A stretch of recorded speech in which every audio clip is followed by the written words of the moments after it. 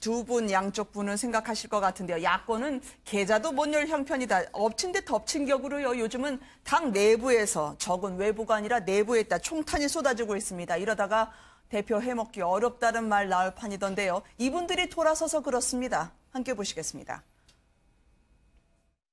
어떤 어머님을 만났더니 하시는 말씀이 홍준표 후보 조금 좀 품위가 그러시는데요. 조금 고상하지는 않아요, 우리 후보가. 그쵸? 여러분, 우리 홍준표 후보가 조금 다소 거칠게 말하긴 하지만 이 경제 위기를 극복할 수 있는 후보도 누구입니까, 여러분? 저는요, 안철수 후보한테 정치 생명을 걸었어요. 이대로는 안 된다. 이렇게 가다가는 우리 아이들, 우리 대한민국 정말 큰일 난다. 저는 정말 꿈꿉니다. 우리 후보를 중심으로 해서 다시 모여서 새로운 판을 짜게 하게끔 여기 계신 여러분께서 도와주십시오.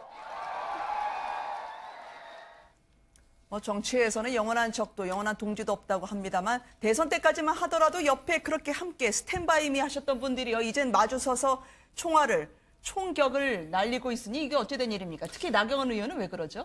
그럼 이제 두 가지로 생각해 볼 수 있겠네요. 첫째로 홍준표 대표 좀 말씀을 심하게 하시죠. 네. 예를 들면 뭐 고름이라든지 암덩어리라든지 같은 이제 정치 동료들 사이에서 그렇게 말씀을 하시는 건 좀 과했고. 네. 그래서 아까 나경원 의원도 전에 그 운동하면서도 좀 말씀이 좀 점잖지 못하다고 이야기를 지적했거든요. 근데 네. 이번에는 뭐냐면 원내대표로 나경원 의원도 나서게 됩니다. 그런데 네. 나경원 의원을 보니까 아무래도 홍준표 대표의 지지를 받기는 어려운 상황 아니겠습니까? 네. 그러니까 그렇다면 나경원 의원으로서는 홍준표 대표뿐 아니라 아마 다른 분 친박에 대해서도 저렇게 이제 공격을 할 수가 있을 겁니다. 그래서 말하자면 네. 홍준표 대표의 점잖지 못한 그런 언행이라든지 또 친박의 그런 문제라든지 이런 것을 전부 이제 배제를 하면 중간에 그 광범위한 어떤 중도층의 지지를 받을 수 있지 않을까 이런 생각을 할 수도 있겠죠. 대선 때는 예. 조금 이분이 거칠긴 하지만 경제 위기를 극복할 수 있는 유일한 후보라고 했다가 지금은 경제 위기에 이분이 보수의 품격을 떨어뜨린다고 하니까 듣는 홍준표 대표는 좀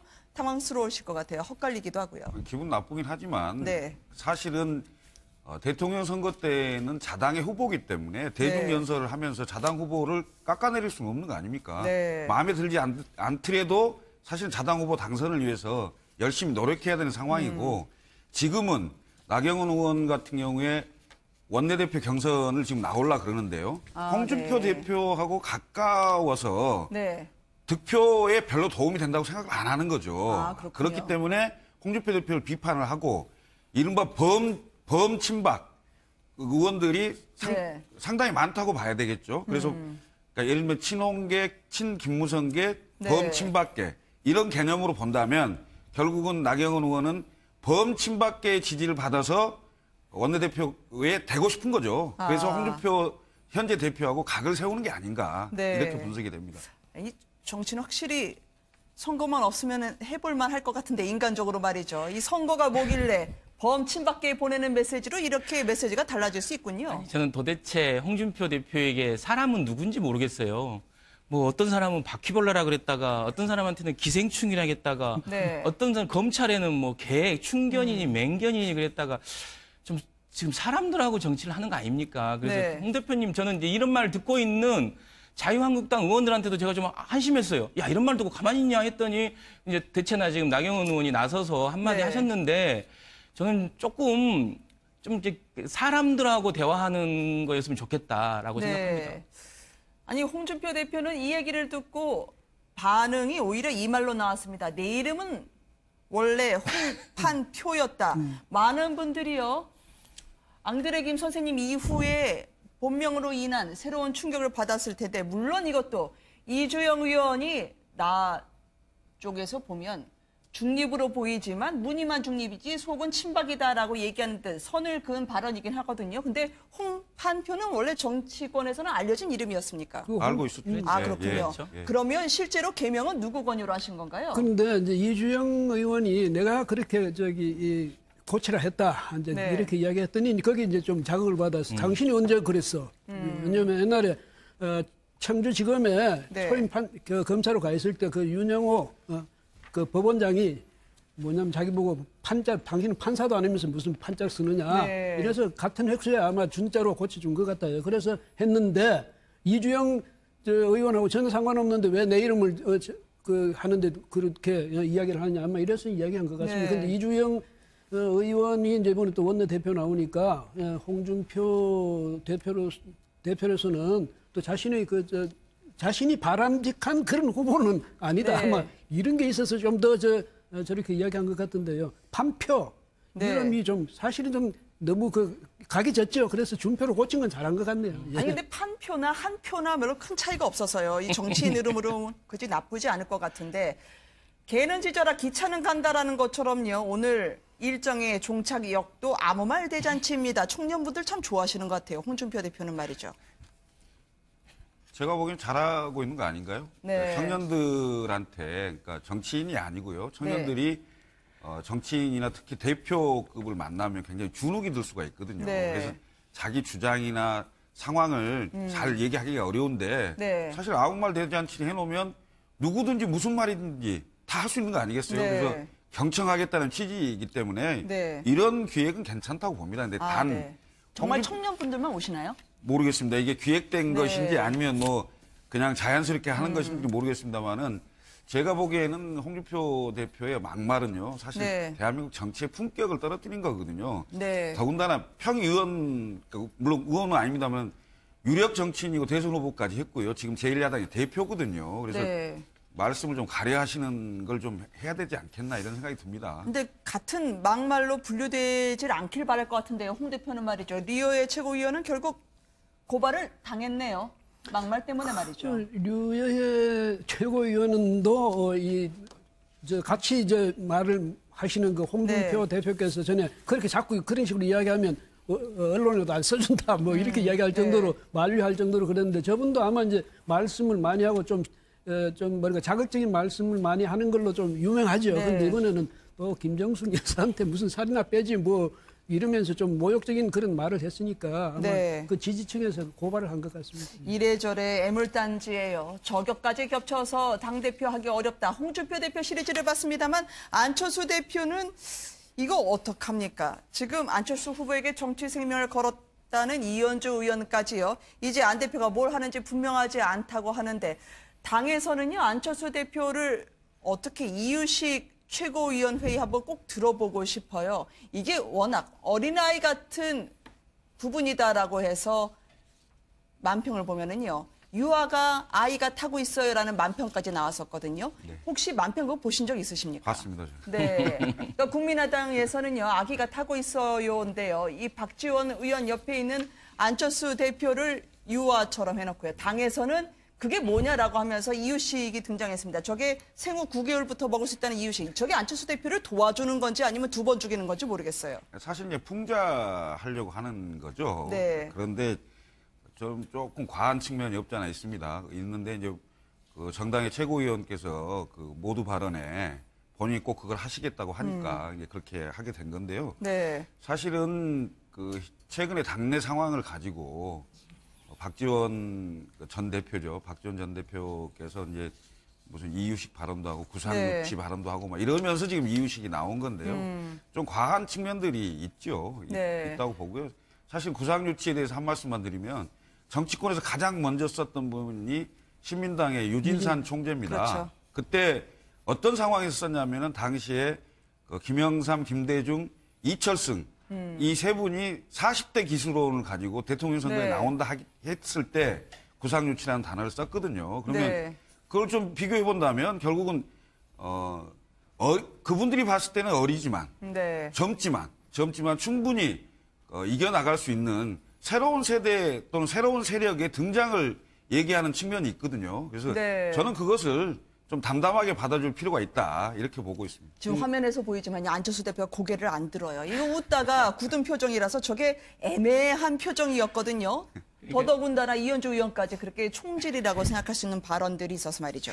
그 커뮤니케이션의 관점만 보면 이 네거티브를 대응하는 방법에서 상대방이 쓴 네거티브 워딩을 반복해서 쓰면서 하는 것은 되게 어리석은 짓이다라는 게 아주 일장일막에 나와 있어요. 네. 그래서 과거에 저는 생각나는 게 지난번 안철수 후보 대통령 후보일 때 대통령 토론회에서 갑자기 어떤 문건을 갖고 와서 이렇게 흔들면서 그랬지 않습니까? 제가 갑철수입니까?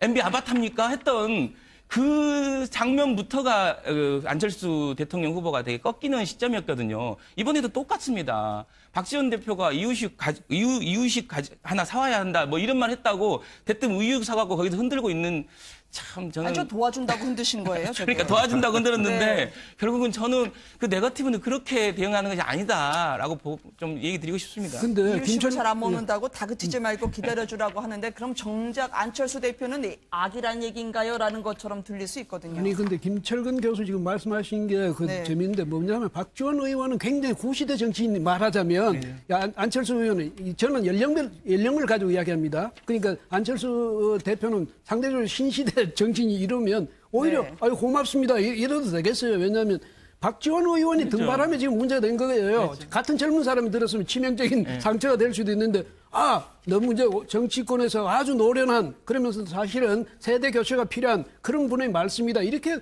오히려 돌려서 이야기해버리면 그렇죠. 이것이 안철수 대표한테는 오히려 약이 되겠어요. 네. 그래서 그런 점도 한번 전략적으로 생각해 볼 필요가 제가 있죠. 한 방송에 나가서 그 얘기를 했지 않습니까? 장강의 뒷물결이 앞물결을 밀어낸다. 네. 역사는 도도히 흐를 것이다.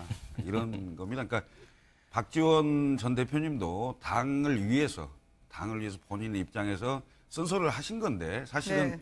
국민의당이 정말로 어디로 가야 되는 건지 그건 다수의 당원들과 다수의 네. 구성원들에게 맡겨야죠, 사실은. 네, 알겠습니다. 정가 소식을 세 분과 함께 짚어봤습니다. 감사합니다. 네, 고맙습니다. 여기 계신 여러분께서 도와주십시오. 정치에서는 영원한 적도 영원한 동지도 없다고 합니다만 대선 때까지만 하더라도 옆에 그렇게 함께 스탠바이미 하셨던 분들이요. 이젠 마주서서 총격을 날리고 있으니 이게 어찌된 일입니까? 특히 나경원 의원은 왜 그러죠? 그럼 이제 두 가지로 생각해 볼 수 있겠네요. 첫째로 홍준표 대표 좀 말씀을 심하게 하시죠. 네. 예를 들면 뭐 고름이라든지 암덩어리라든지 같은 이제 정치 동료들 사이에서 그렇게 말씀을 하시는 건 좀 과했고. 네. 그래서 아까 나경원 의원도 전에 그 운동하면서도 좀 말씀이 좀 점잖지 못하다고 이야기를 지적했거든요. 근데 네. 이번에는 뭐냐면 원내 대표로 나경원 의원도 나서게 됩니다. 그런데 네. 나경원 의원을 보니까 아무래도 홍준표 대표의 지지를 받기는 어려운 상황 아니겠습니까? 네. 그러니까 그렇다면 나경원 의원으로서는 홍준표 대표뿐 아니라 아마 다른 분 친박에 대해서도 저렇게 이제 공격을 할 수가 있을 겁니다. 그래서 말하자면 네. 홍준표 대표의 점잖지 못한 그런 언행이라든지 또 친박의 받았을 텐데 물론 이것도 이주영 의원이 나 쪽에서 보면 중립으로 보이지만 무늬만 중립이지 속은 친박이다라고 얘기하는데 선을 그은 발언이긴 하거든요. 근데 홍판표는 원래 정치권에서는 알려진 이름이었습니까? 알고 있었죠. 아, 예, 그렇군요. 예. 그러면 실제로 개명은 누구 권유로 하신 건가요? 그런데 이제 이주영 의원이 내가 그렇게 고치라 했다. 이제 네. 이렇게 이야기했더니 거기 이제 좀 자극을 받아서 당신이 언제 그랬어? 왜냐면 옛날에 청주지검에 네. 소임 검사로 가 있을 때 그 윤영호 그 법원장이 뭐냐면 자기 보고 당신은 판사도 아니면서 무슨 판자를 쓰느냐. 네. 이래서 같은 획수에 아마 준자로 고쳐준 것 같아요. 그래서 했는데 이주영 의원하고 전혀 상관없는데 왜 내 이름을 하는데 그렇게 이야기를 하느냐. 아마 이래서 이야기한 것 같습니다. 네. 근데 이주영 의원이 이제 이번에 또 원내대표 나오니까 홍준표 대표로서는 또 자신의 자신이 바람직한 그런 후보는 아니다. 네. 아마 이런 게 있어서 좀 더 지지를 받아서 원내대표에 되고 싶은 거죠. 그래서 홍준표 현재 대표하고 각을 세우는 게 아닌가 네. 이렇게 분석이 됩니다. 이 정치는 확실히 선거만 없으면 해볼만 할 것 같은데 인간적으로 말이죠. 이 선거가 뭐길래 범친박계에 보내는 메시지로 이렇게 메시지가 달라질 수 있군요. 저는 도대체 홍준표 대표에게 사람은 누군지 모르겠어요. 뭐 어떤 사람은 바퀴벌레라 그랬다가 어떤 사람한테는 기생충이라 했다가 네. 어떤 사람 검찰에는 뭐 개, 충견이니 맹견이니 그랬다가 좀 지금 사람들하고 정치를 하는 거 아닙니까? 그래서 네. 홍 대표님 저는 이제 이런 말 듣고 있는 자유한국당 의원들한테도 제가 좀 한심했어요. 야 이런 말 듣고 가만히 있냐 했더니 이제 대체나 지금 나경원 의원이 나서서 한마디 네. 하셨는데 저는 조금 좀 이제 사람들하고 대화하는 거였으면 좋겠다라고 생각합니다. 아니 홍준표 대표는 이 얘기를 듣고 반응이 오히려 이 말로 나왔습니다. 내 이름은 원래 홍판 표였다. 많은 분들이요. 앙드레 김 선생님 이후에 본명으로 인한 새로운 충격을 두 분 양쪽 분은 생각하실 것 같은데요. 야권은 계좌도 못 열 형편이다. 엎친 데 덮친 격으로요. 요즘은 당 내부에서 적은 외부가 아니라 내부에 있다. 총탄이 쏟아지고 있습니다. 이러다가 대표 해먹기 어렵다는 말 나올 판이던데요. 이분들이 돌아서서 그렇습니다. 함께 보시겠습니다. 어떤 어머님을 만났더니 하시는 말씀이 홍준표 후보 조금 좀 품위가 그러시는데요. 조금 고상하지는 않아요, 우리 후보가. 그쵸? 여러분, 우리 홍준표 후보가 조금 다소 거칠게 말하긴 하지만 이 경제 위기를 극복할 수 있는 후보도 누구입니까, 여러분? 저는요, 안철수 후보한테 정치 생명을 걸었어요. 이대로는 안 된다. 이렇게 가다가는 우리 아이들, 우리 대한민국 정말 큰일 난다. 저는 정말 꿈꿉니다. 우리 후보를 중심으로 해서 다시 모여서 새로운 판을 짜게 하게끔 그런 문제라든지 이런 것을 전부 이제 배제를 하면 중간에 그 광범위한 어떤 중도층의 지지를 받을 수 있지 않을까 이런 생각을 할 수도 대선 때는 있겠죠. 예. 조금 이분이 거칠긴 하지만 경제 위기를 극복할 수 있는 유일한 후보라고 했다가 지금은 경제 위기에 이분이 보수의 품격을 떨어뜨린다고 하니까 듣는 홍준표 대표는 좀 당황스러우실 것 같아요. 헛갈리기도 하고요. 기분 나쁘긴 하지만 네. 사실은 대통령 선거 때는 자당의 후보기 때문에 대중 연설을 하면서 자당 후보를 깎아내릴 수는 없는 거 아닙니까? 네. 마음에 들지 않더라도 사실은 자당 후보 당선을 위해서 열심히 노력해야 되는 상황이고 지금은 나경원 의원 같은 경우에 원내대표 경선을 지금 나오려 그러는데요. 홍준표 네. 대표하고 가까워서 네. 득표에 별로 도움이 된다고 생각을 안 하는 거죠. 그렇군요. 그렇기 때문에 홍준표 대표를 비판을 하고 이른바 범친박 의원들이 네. 상당히 많다고 봐야 되겠죠. 그래서 그러니까 예를 들면 친홍계, 친김무성계, 네. 범친박계 이런 개념으로 본다면 결국은 나경원 의원은 범친박